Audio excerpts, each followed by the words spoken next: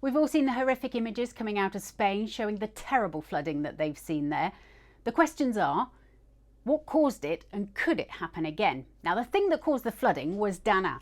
Dana isn't the name of the storm, it's the type of storm.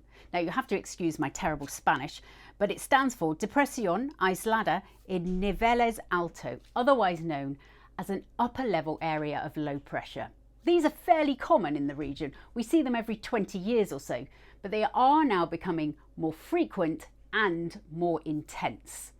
So a Dana set up in the region, and what a Dana brings is cold air into the upper atmosphere, and because hot air rises, this makes the area very unstable. It also brings in a steady stream of easterly winds.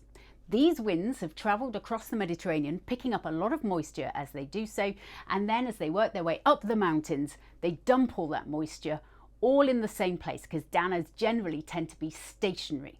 So that's what we saw. We saw the air go up the mountain, and then some places saw up to 500 millimetres of rain in 8 hours. That's about the amount of wet weather that this region would expect and in an entire year.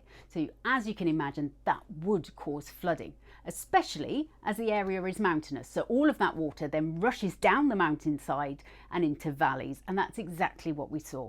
So could it happen again? Absolutely. Danas do happen on a fairly regular basis, and they're becoming more frequent and more intense. So this region needs to find a way to cope with Danas in the future.